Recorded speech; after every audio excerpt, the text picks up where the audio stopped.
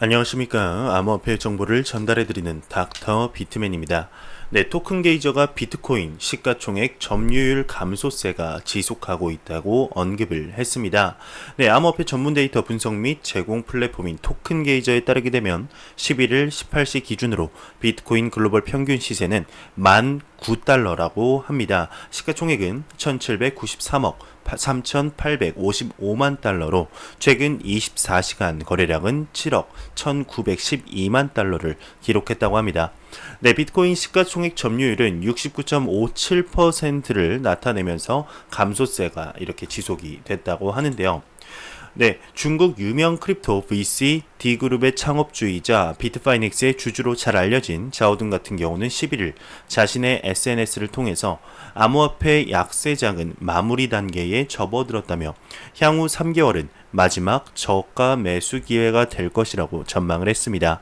네, 이와 관련해 그는 향후 암호화폐 시장이 맞이하게 될 계절은 봄과 여름이라며 2021년 암호화폐 시장은 중국 증시와 함께 공명하며 상승장을 보여줄 것이라고 언급을 하면서 결국 사계절이 돌고 도는 것과 같은 이치다 이렇게 언급을 했네요. 네, 현재 많은 전문가들이 약세장이 마무리되고 있고 연말 상승할 거란 의견이 모이고 있습니다.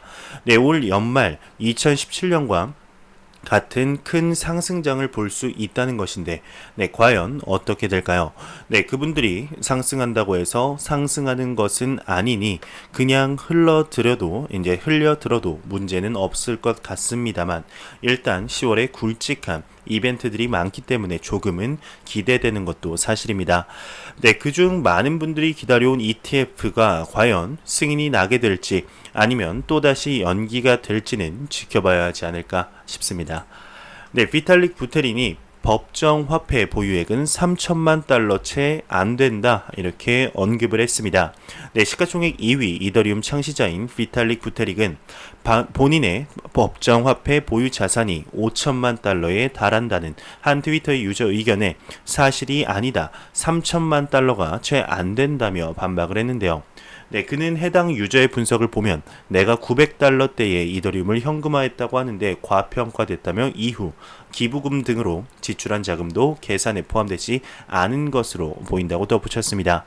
네, 해당 게시글에서는 이제 라이트코인 창시자 찰리 리가 라이트코인은 암호화폐 공개 ICO를 하지 않았다, 다른 일반 투자자와 똑같은 방식으로 라이트코인에 투자를 하고 있다고 댓글을 달았는데, 한 트위터는 비탈릭 부테린의 이더리움 지갑 기록 내역을 추적한 결과 그의 법정화폐 보유 자산이 5천만 달러에 달하는 것으로 추정된다고 하네요. 네, 비탈릭 부테린이 법정화폐를 5천만 달러를 가지고 있든 3천만 달러를 가지고 있든 그게 네, 이분들과 과연 어떠한 연관성이 있나? 네, 5천만 달러나 3천만 달러나 1천만 달러나 뭐 0달러를 가지고 있든 그게 이분들하고 크게 무슨 상관이 있나 개인적으로 생각이 들게 되네요. 네, 바이낸스의 선물 거래가 오픈 직후 24시간 거래량이 1억 5천만 달러를 돌파했다고 합니다.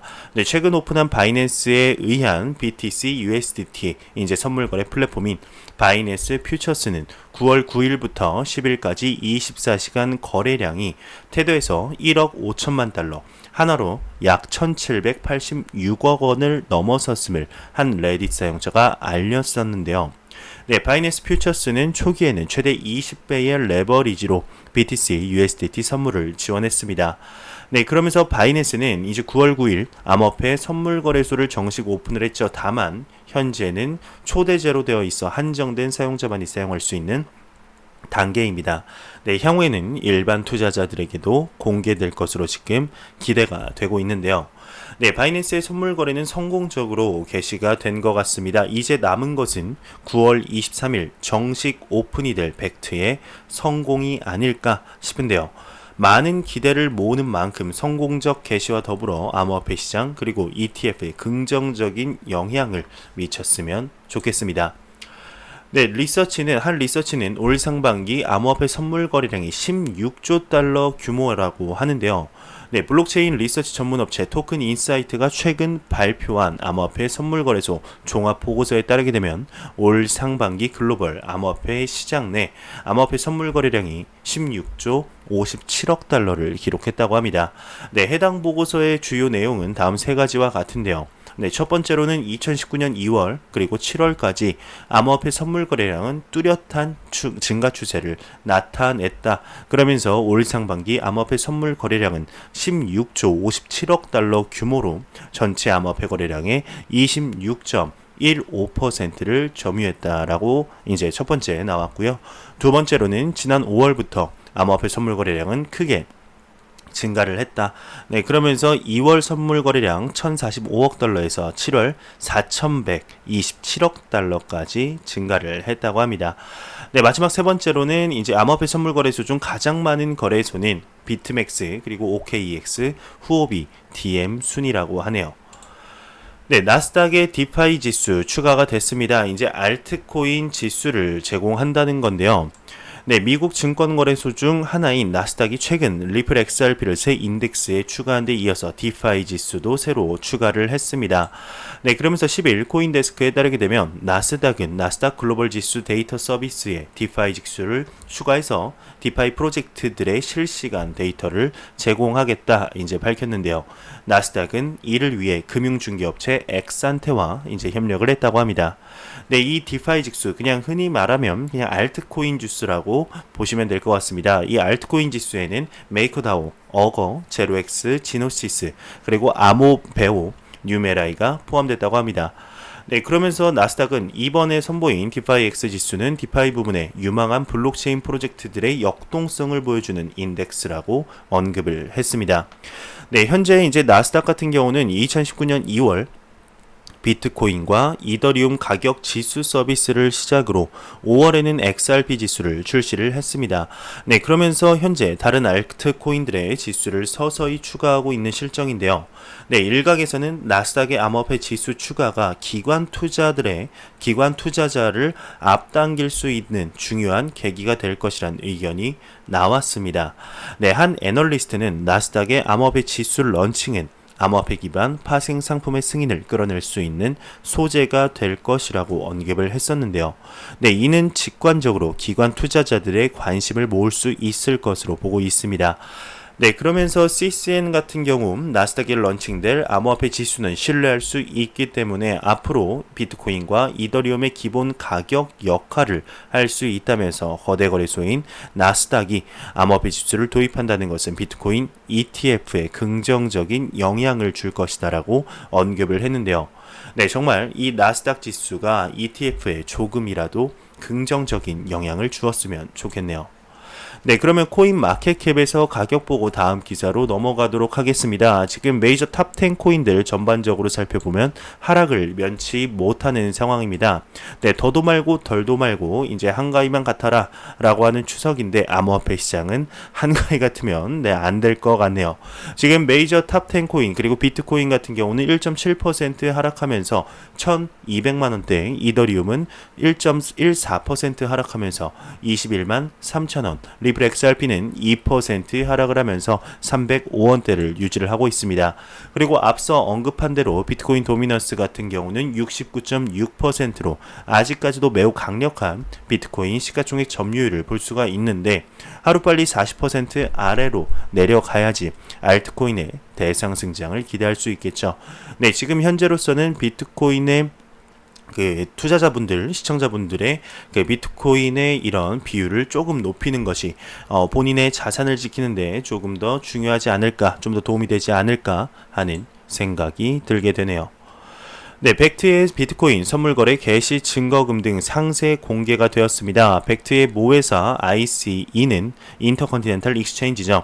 네, 9월 23일 벡트에서 매일 비트코인 선물거래 출시에 필요한 개시 증거금 등 거래의 상세를 공개했습니다. 네, 여기서 이제 개시 증거금이란 규제 당국 CFTC가 관할이 되는 증거금 규제가 정하는 증거금 제도의 일종인데요. 네, 과도한 투기로부터 시장의 안정을 담보하기 위한 방책입니다. 네, 그러면서 벡트의 비트코인 선물은 ICE Futures US의 상장을 통해서 거래가 이루어지기 때문에 선물 상품의 취급이나 증거금 등의 자세한 것은 ICE가 담당한다고 합니다. 네, 그러면서 ICE Futures US에서는 비트코인 선물의 제공에 있어서 두 개의 개시 증거금이 설정이 되어 있는 것으로 나타났는데요.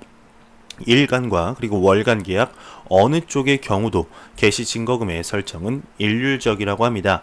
네, 해지 개시 증거금의 경우 3,900달러 하나로 약 464만원, 투기 개시 증거금은 4,290달러, 약 510만원이라고 하는데 이들 증거금은 ICE에서 제공되는 여러 가지 금융 상품과 동일한 수준임을 확인할 수 있다고 하네요.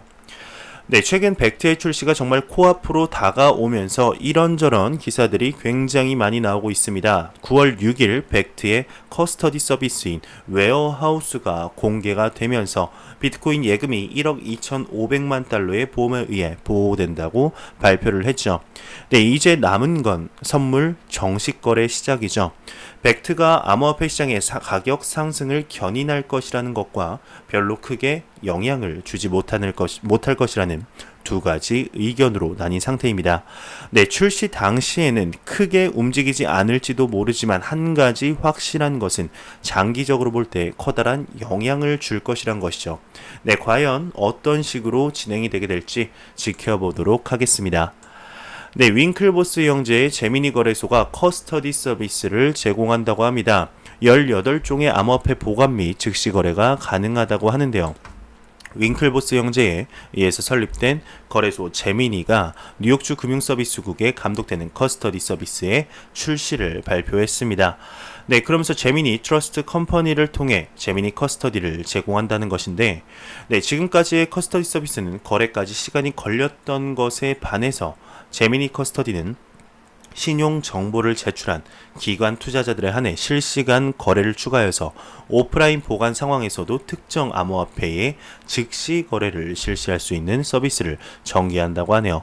네, 그러면서 라인업에는 이렇게 많은 18가지의 암호화폐를 이제 지원할 예정이라고 합니다. 비트코인, 비트코인 캐시, 이더리움, 라이트코인이 포함되어 있는데 지금 리플 XRP 같은 경우는 아직 포함되지 않은 상태입니다. 네, 최근 들어서 암호화폐 커스터디 서비스를 제공하는 기관들이 굉장히 많아지고 있는 실정이죠. 네, 왜 이렇게 많아지게 될까요? 지금 삼성전자, 그리고 카카오, 나스닥, 벡트, 네이버 등등 많은 기관들이 암호화폐 커스터디 서비스를 하나둘씩 내놓고 있습니다. 네, 암호화폐 시장은 큰 변동성에 따라 단기간 시세 차익이 발생을 하고 있죠. 큰 규모의 자금이 빠르게 유입이 되었는데 거대 자본이 암호화폐 시장으로 유입되기 위해서는 제도와 인프라 개선이 필요하게 됩니다. 네, 투자자들은 시장이 공정하다고 인식이 될 때 시장에 참여를 하게 되는데 특히 기관 투자자들이 이러한 경향을 뚜렷하게 보이죠. 네, 암호화폐 시장의 불확실한 규제와 미흡한 투자자 보호 제도는 주요 자산관리사 및 금융기관들에게 큰 진입, 말이 꼬였네요. 네, 큰 진입 장벽이 되게 됩니다. 네, 또한 암호화폐는 추적이 불가능해서 고객 자산에 대한 관리 책임 부담이 증가를 했고 해킹 사고로 인한 손실 방지하기가 굉장히 어렵죠. 네, 이러한 리스크는 개인 투자자에게도 마찬가지죠. 매년 거래소 자산 관리 미흡으로 인한 문제가 발생하면서 안전하게 자산을 관리하고 싶은 니즈가 증가하게 되는데 이에 대한 개선안으로 꾸준히 언급되는 것이 현재 규제된 투자 방법과 커스터디 서비스입니다. 네, 니즈가 있는 만큼 사업성이 있다 판단되어 많은 이런 기관들이 커스터디 서비스를 내놓고 있는 것이죠. 네, 이것도 이제 비트코인 ETF에 영향을 주게 되는데 앞으로도 커스터디 서비스는 꾸준히 증가할 것으로 보입니다. 네, 긍정적인 영향으로 보시면 될 것 같습니다. 네, 리플에 관한 소식이 오늘도 나왔습니다. 리플의 파트너인 인스타램이 코스머니 그리고 SBI 리밋에 대한 국경을 초월한 송금 서비스를 제공할 계획을 발표를 했습니다. 네, XRP는 올해 이제 2017년에 가까운 성과는 거두지 못했지만 국경을 초월한 결제 생태계를 장악하려는 리플의 노력을 많은 분들이 잘 알고 있죠. 네, 그러나 샌프란시스코에 본사를 둔 이 회사의 또 다른 이정표로서 세계적 금융결제 인프라 회사인 리플렛의 회원 인스타램이 아시아 유수의 결제 회사인 SBI 리밋 및 SBI 커스머니와 협력하여서 국경을 초월한 결제 서비스를 실시간 활성화할 것이라고 언급을 했습니다. 네, 그러면서 인스타랩은 이미 동남아 10대 은행 중 4대 은행과 전 세계 주요 금융기관에 대한 지급을 가능하게 하는데 인스타랩의 공동 설립자이자 이제 CEO는 이러한 파트너십을 환영하면서 이와 같은 의견에 대해 다음과 같이 언급을 했다고 합니다. 네, SBI 리밋 및 이제 SBI 코스머니와 협력하여 외부 실시간 송금을 활성화하게 되어 기쁘다. 이 관계는 인스타램이 실시간 지불을 위한 이런 그 선도적인 제공 업체로서의 입지를 더욱더 강화시킨다라고 언급을 했습니다. 네, 그러면서 이제 SBI 커스머니 대표도 언급을 했는데 고객을 위해 신속하고 안전하고 효율적인 송금 서비스를 제공하기 위한 인스타그램과 파트너십 관계가 매우 기쁘다라고 언급을 했습니다. 네, 이 제휴는 이제 국경을 초월한 지불 생태계를 지배하려는 리플의 노력에 대한 핵심 단계라고 하는데 네, 인스타그램은 앞서 언급한 듯 동남아시아의 리플렛 회원에 대한 신속하고 안전한 지불을 지원하기 위해 리플과 2018년 제휴를 이렇게 체결했습니다. 네, 그러면서 인스타그램이 서비스할 회사 중 하나인 SBI 리밋은 최근 샌프란시스코에 본사를 둔 회사와 제휴한, 그러니까 리플과 제휴한 머니그램에서 서비스를 제공하고 있다고 하네요. 네, 매일같이 나오는 리플에 관한 소식이었습니다. 인스타그램 같은 경우는 60여 개국의 32억 명의 고객들에게 돈을 송금할 수 있고 전 세계 8,000개 이상의 은행으로 구성된 파트너 네트워크를 가지고 있습니다. 네, 그러면서 2천만 달러의 자본을 보유하고 있는데요. 네, 인스타그램은 월드뱅크가 동남아시아에서 가장 영향력 있는 송금 플랫폼으로 평가를 했습니다. 네, 얼마 전 영국의 이제 국경 간 송금 플랫폼을 런칭했다고 하는데, 네, 일주일 전에 SBI 그룹이 R3 코르다 플랫폼 도입에 긍정적이라며 현재 SBI 레밋과 SBI 리플 아시아, SBI 그룹과 관련된 동남아 은행권이 새로운 결제 시스템을 개발 중에 있고 빠른 시일 내에 완성될 것으로 발표를 했었습니다. 그 소식이 이 소식이지 않을까 싶은데요. 네, 정말 시간이 가면 갈수록 리플의 사업은 확장이 되고 생각보다 빠르게 커가고 있습니다.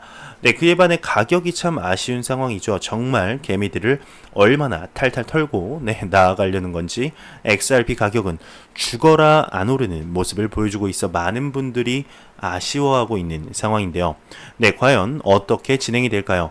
XRP의 가격과는 상관없이 리플사의 사업은 계속해서 확장해 나가고 있네요. 네, 리브라에 관한 소식입니다. 리브라가 핀마의 결제 시스템 라이선스를 신청했다고 합니다. 네, 리브라가 스위스 금융시장 감독국 핀마의 이제 결제 시스템 라이선스를 신청한 것으로 나타났는데요.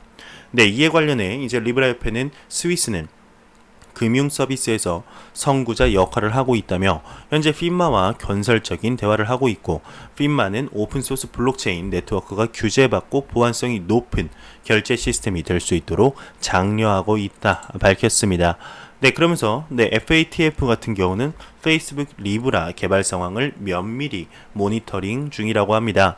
네, 로이터 통신에 따르게 되면 자금 세탁 방지 기구죠. FATF가 페이스북의 암호화폐 프로젝트 리브라의 진행 상황을 면밀하게 모니터링하고 있다 밝혔는데요. 네, 이와 관련 FATF는 리브라가 사용자들의 프라이버시를 침해하고 자금 세탁에 사용될 가능성이 있고 이는 결국 금융 안정성 훼손으로 이어질 수 있다 설명을 했습니다. 네, 앞서 시걸 만델커 미국 재무부 테러리즘 및 금융정보부 차관은 스위스 제네바에서 가진 기자회견에서 전 세계에서 사용되는 모든 암호화폐는 금융 범죄를 예방하기 위해 마련된 미국 규제법을 지켜야 한다면서 비트코인, 이더리움, 페이스북의 리브라 등 역시 자금 세탁 및 테러 자금 조달을 방지할 수 있는 대책을 마련해야 한다 말한 바 있다고 합니다. 네, 매일같이 나오는 리브라의 소식이 오늘도 또한 나왔습니다. 네, 리브라가 피마의 결제 시스템 라이선스를 신청했다고 하는데요. 네, 스위스의 피마 같은 경우는 올해부터 암호화폐 기업의 핀테크 라이센스를 발급했습니다. 네, 이 라이센스를 소지한 기업은 최대 1억 스위스 프랑, 하나로 치면 약 1114억 원을 조달할 수 있다고 하는데요. 네, 리브라가 적극적으로 런칭을 하기 위해 노력하고 있다는 것을 살펴볼 수 있는 대목이 아닌가 싶습니다. 네, 그리고 FATF가 리브라의 개발 상황을 면밀히 모니터링 중이라고 하는데 할 수밖에 없겠죠. 네, 페이스북은 개인정보 유출 사건도 있었습니다. 정말 글로벌적인 개인정보 유출 사건이라 이렇게 리브라 공청회에서도 욕을 계속해서 먹었던 건데요. 네, 그리고 암호화폐 특성상 그렇게 지금 중요시하는 자금 세탁이나 테러 자금 조달이 다른 자산에 비해 수월하니 신경이 쓰일 수밖에 없을 겁니다. 네, 이러한 역경을 이겨내고 내년 상반기 리브라 과연 정식 출시를 할 수 있게 될지 지켜보도록 하겠습니다. 정식으로 출시가 됐을 때 그 여파가 생각보다 크지 않을까 생각이 들게 되네요. 네, 영국의 헤지펀드 FCA의 인가의 암호화폐 투자 펀드를 출시했다고 합니다. 네, 영국 런던을 거점으로 하는 헤지펀드 니켈 에셋 매니지먼트가 암호화폐 투자 펀드 출시를 발표했다고 합니다. 이 투자 펀드는 암호화폐 시장의 가격 변동에 주목하고 있는 전문 투자자용인데 니켈 에셋 매니지먼트는 이번 출시를 위해 5천만 달러, 하나로 약 595억 원의 자금 조달에 성공했다고 하네요. 네, 또한 영국 규제 당국인 금융감독원 FCA의 인가도 취득이 끝난 상태라고 하는데 펀드 운용업자로서 인증이 되었다고 합니다. 네, 그러면서 유럽연합의 규칙에 준하는 기관 투자가 전용으로 1억 달러 초과의 자금 관리가 가능하게 된다고 하는데요. 네, 니켈 아비트리지 펀드에서는 투자가에게 안정된 수익을 가져오기 위해서 아비트리지도 실시한다고 합니다. 그러니까 재정거래, 차익거래라고 하죠. 네, 그러면서 아비트리지는 한 거래소에서 구입한 암호화폐를 다른 거래소에서 파는 행위로 거래소 간의 가격차를 이용한 매매라고 하는데 네, 그러면서 이러한 투자 수법에 대해 니켈 에셋 매니지먼트의 포트폴리오 매니저 알렉 클로다는 디지털 자산이나 파생 상품이 전 세계에 존재하는 복수의 거래소에서 충분한 속도와 품질로 거래되는 한 유동성을 향상시키면서 수익을 낼 수 있다, 이렇게 언급을 했네요. 네, 그러면서 마지막으로 CEO인 아나톨리 크라칠로프는 기관 투자자의 포트폴리오에 의해 많은 디지털 자산이 더해지는 건 시간 문제라고 보고 있다며 우리는 기관 투자자들이 이용하고 싶어지는 기업을 목표로 한다라고 의혹도 내비쳤습니다. 네, 현재 영국 같은 경우는 암호화폐에 대해 긍정적인 입장이라 이러한 것이 아닐까 싶은데요. 영국 하면 떠오르는 것이 10월에 있을 노딜 브렉시트입니다. 노딜 브렉시트가 이루어지게 된다면 영국의 화폐 가치가 떨어질 것으로 전문가들이 이야기를 하고 있는데 그에 대한 해치 수단으로 암호화폐를 미리미리 사두는 영국 국민들이 굉장히 많습니다. 네, 과연 이 소식 암호화폐 시장에 어떠한 영향을 주게 될까요? 네, 서클의 CEO가 중국의 중앙은행 CBDC에 가장 적극적이다 언급을 했습니다. 네, 암호화폐 전문 미디어 코인텔레그래프에 따르게 되면 미국 블록체인 스타트업 서클의 CEO 제레미 얼레이어가 지금까지 중앙은행 디지털 통화, 그러니까 즉 CBDC에 가장 적극적인 태도를 갖고 있는 국가는 중국이다, 이렇게 진단을 했습니다. 네, 이와 관련 그는 중국 중앙은행인 인민은행이 이제 전 세계에서 유일하게 연구개발 관점에서 CBDC를 연구하고 있는 중앙은행으로서 상업적 측면에서 CBDC를 사용하고자 한다며 중국 인민은행이 전 세계 어떤 기관들보다 앞선 기술력을 갖추고 있다고 분석을 했습니다. 네, 현재 중국의 CBDC 적극성은 서클의 CEO뿐만 아니라 많은 분들이 이미 알고 계시지 않을까 싶습니다. 현재 중국의 비트코인 스탠스가 바뀌면서 비트코인 홍보물을 국민들에게 내놓고 세계적인 동향을 살펴보며 디지털 화폐의 개발을 가속화하겠다 언급을 했었죠. 네, 그리고 CBDC의 발행을 올 하반기에 정식 출시하는 것이다 언급을 했었는데요. 이 소식은 찌라시로 밝혀졌습니다. 네, 그러면서 CBDC 전용 어플리케이션 지갑을 현재 개발하고 있다고 하면서 중국의 암호화폐에 대한 열정을 다시 한번 확인할 수가 있었는데요. 네, 중국이 이렇게 개발하고 노력하는 동안 미국 같은 경우는 그저 그런 스탠스를 유지하며 아무것도 안 하고 있는 상황입니다. 참 아쉽죠. 중국의 CBDC에 대한 사랑이 비트코인이나 알트코인에는 과연 어떠한 영향을 미치게 될지 지켜보도록 하겠습니다. 네, 중국에 관한 소식인데 이제 중국 블록체인 전문가가 테더 CNHT는 모두가 윈윈이다라고 언급을 했습니다. 중국 블록체인 및 암호화폐 경제연구기관 지미따 슈에의 설립자인 리우 창융 베이징대 경제학 박사가 왜 이렇게 미사여구가 긴지 모르겠네요. 네, 아무튼 이 박사가 11일 자신의 SNS를 통해서 테더사의 역외 위완화 스테이블코인 CNHT 발행은 시장 참여자 모두가 윈윈할 수 있는 방법이라고 진단을 했습니다. 네, 이와 관련해 그는 비록 이것의 잠재력을 페이스북의 리브라나 중앙은행 발행 디지털 화폐에 견줄 수는 없으나 CNHT 자체는 보다 실속 있는 신규 암호화폐다라고 언급을 했는데, 네, CNHT는 테더사에게 달러 연동 스테이블 코인이 가져다준 규제 리스크를 완화할 수 있는 또 하나의 옵션이라며, 이게 이제 역외 위안화를 예치해 발행되는 암호화폐로 위완화의 국제사회 공급에 이득이 될 수 있어서 중국 화폐 당국에게도 나쁜 일은 아니다. 서로가 다 윈윈할 수 있다. 이렇게 주장하고 있네요. 네, 이오스의 암스테르담 이오스 IO 스냅샷 툴이 출시가 됐습니다. 이오스 인프라 개발업체 밋원에 따르게 되면 이오스 암스테르담이 최근 이오스 IO 스냅샷 툴을 출시를 했습니다. 이오스 왁스, 텔로스, BOS 등 블록체인에서 해당 스냅샷 툴을 사용할 수 있다고 합니다.